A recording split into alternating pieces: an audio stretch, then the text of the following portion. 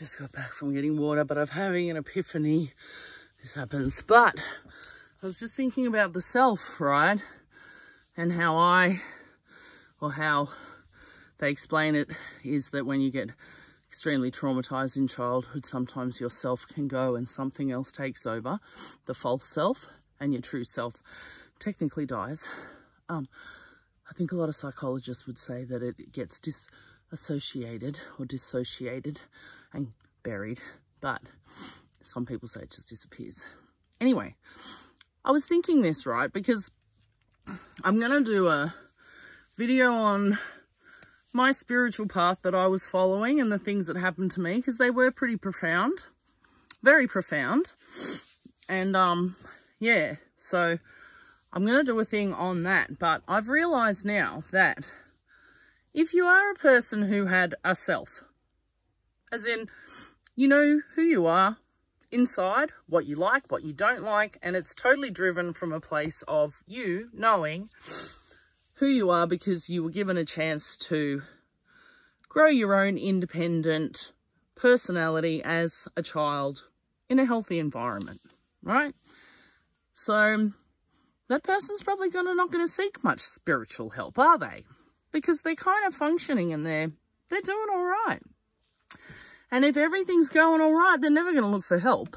But if you are a person, like I was, that's always seeking help, so I was always seeking therapy, reading self-help books, I did the Reiki, then I got onto the spiritual path, so it was bloody quantum healing, you know, like, DMT smoking, ayahuasca, fucking tried microdosing, just, yeah, meditating, having spiritualities and tarot tables and, you know, talking about all this shit and really exploring something, right? Going to energy healers, Reiki, energy healers, spiritual healers, people who say they're a masseuse, but they're also can see your past life and shit.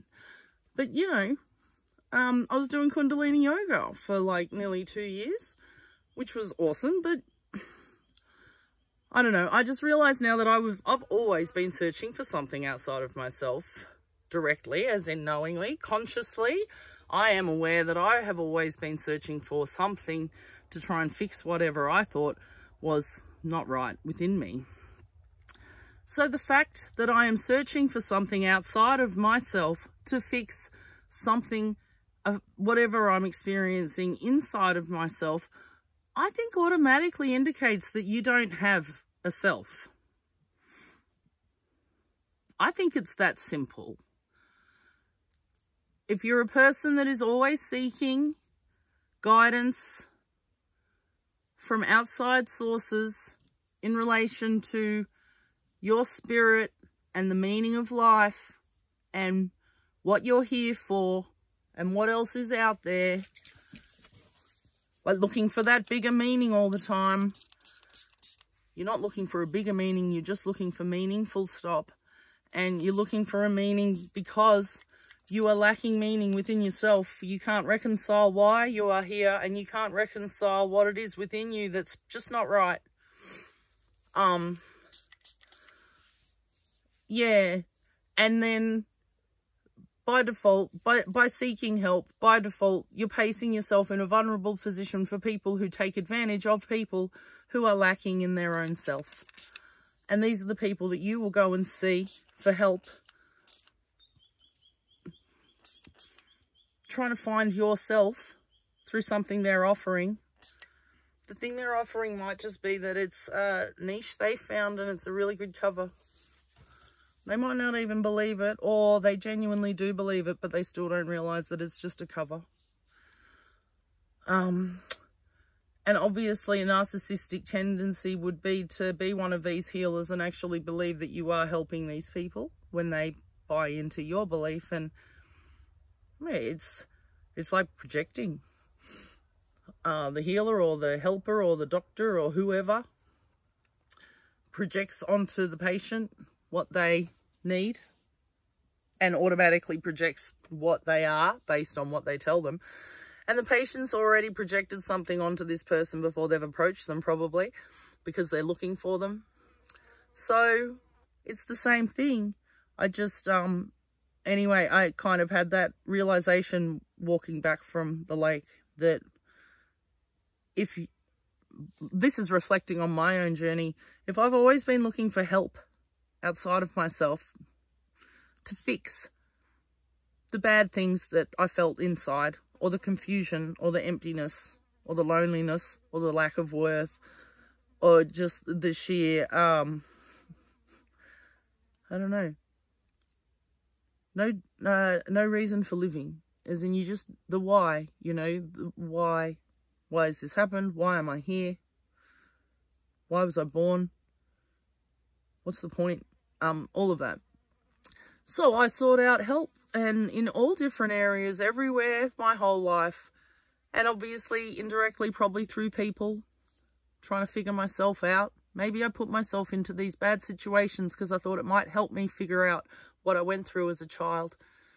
I do know that I kind of related that to me getting on meth, and everything I went through with that was having to experience sort of the life that I'd grown up in, but couldn't remember, and that my mother was sort of in denial about and wouldn't talk about. So I threw myself, I pretty much said I became my mother, minus the children, thank God.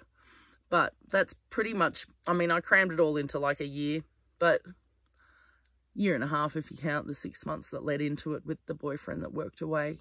But yeah, I threw myself into the life that I thought was going to maybe teach me something, help me remember something, figure something out, answer some questions. I don't know. It's kind of like trying to look for help, but in a really negative way when you seek out these addictions and situations and people and environments. I think it's a kind of negative therapy in that you're subconsciously trying to make yourself face the things that traumatized you or that you can't remember, or maybe subconsciously you think that if you put yourself back in there, it will teach you some lessons about why. It might answer some questions. It's just, there's so many layers now, I've realized. But the main thing I've been thinking is that by seeking help to improve yourself, so when you're looking at all these things like self-improvement, you know, if you're looking for somebody else to help you improve your life, then I think by default it means you're lacking your own self. You're lacking a voice within you that says, you are like this, you should do that, you shouldn't do that, you like to do this, you don't like that. If you're looking for these answers outside of yourself, I think it automatically means that you have a self, or you're lacking a lot of self, which automatically relates to trauma.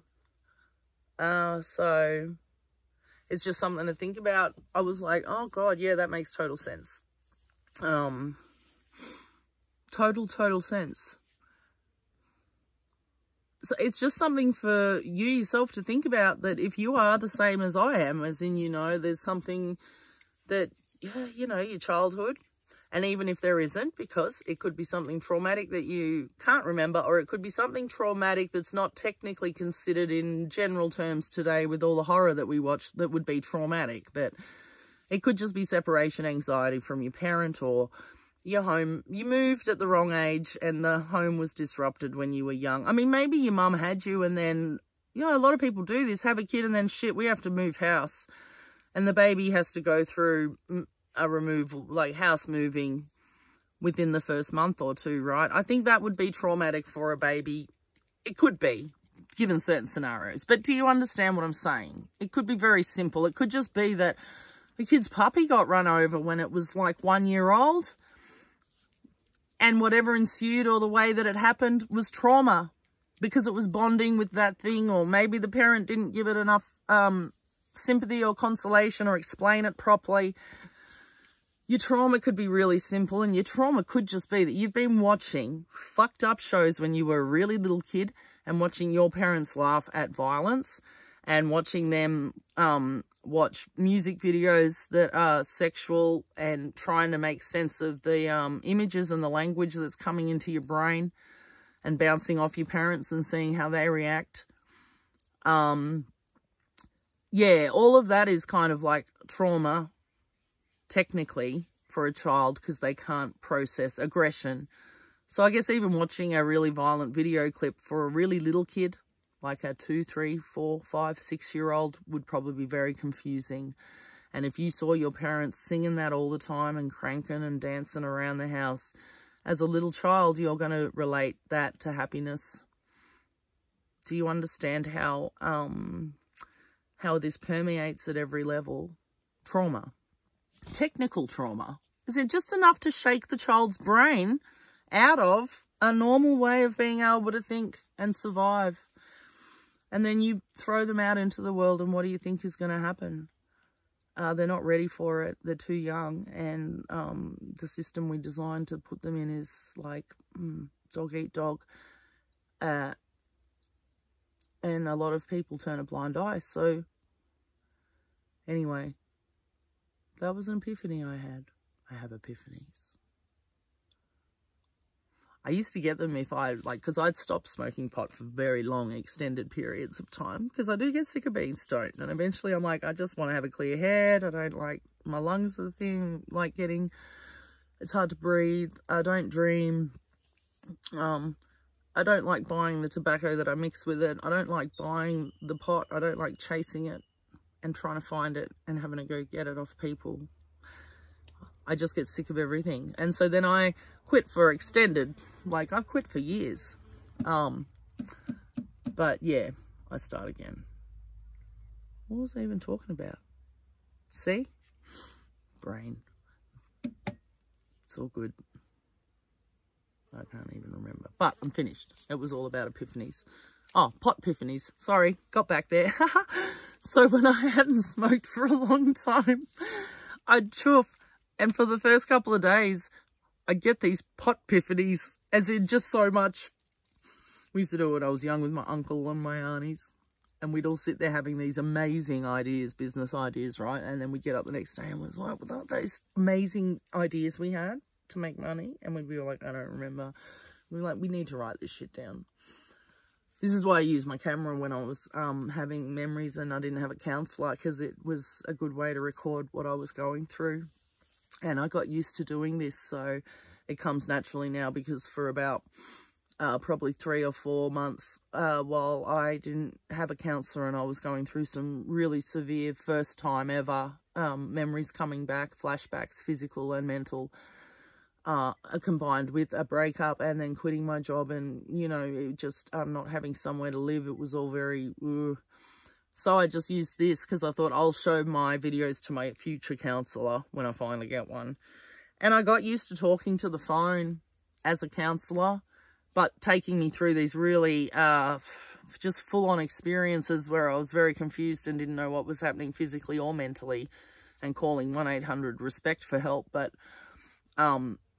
actually making these videos helped me, so because I could watch them afterwards when my brain wasn't in that frame of mind anymore, and I can see it from a different perspective, and every time I watch them it's kind of from a different perspective, so it helps. Yeah, I used to say I love it, technology, and I embrace it, but I think this is why we are becoming like robots. I don't think it's the fact that robots are going to become like humans. I think it's the fact that humans are going to become like robots.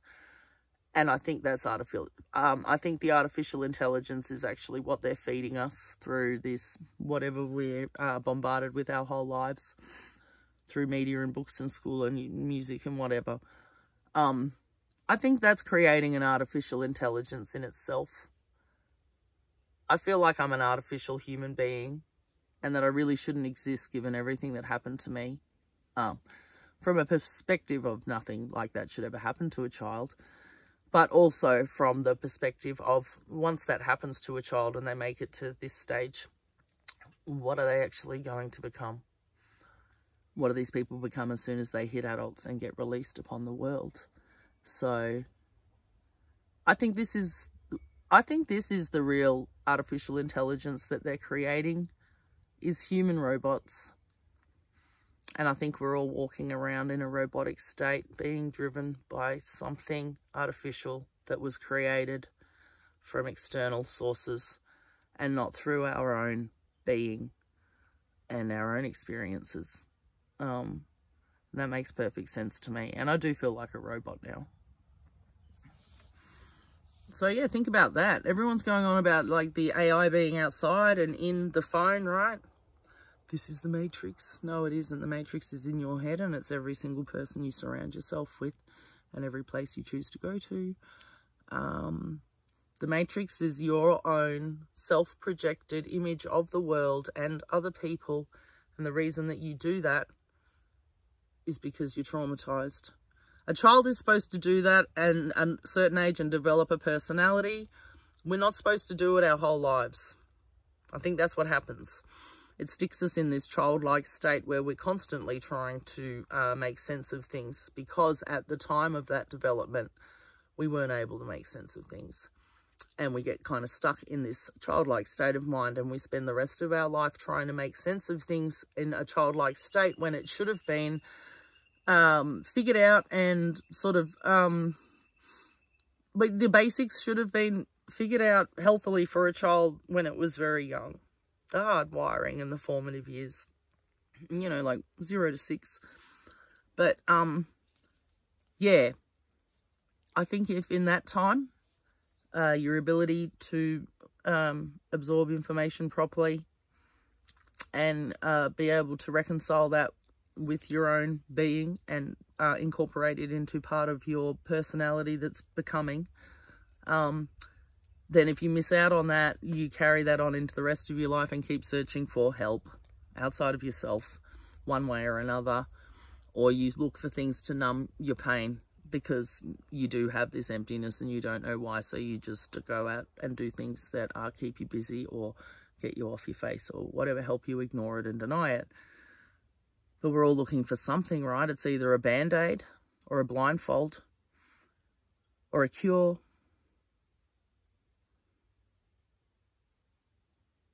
That's simple. What are you looking for? A band-aid? A blindfold? A cure? Either way, I can tell you now that you're not going to find yourself ever, because you're not there.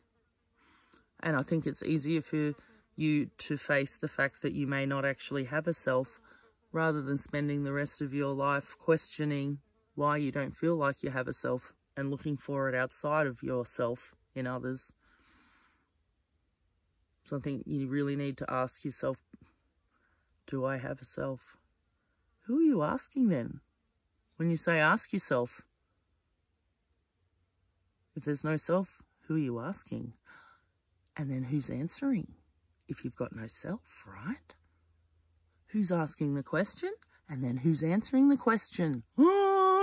No, it just gets like, whoop, brain fried. Mushroom coffee. Then we'll bring it all together. And I'll be like, oh, of course, it makes perfect sense. My brain is no longer fried.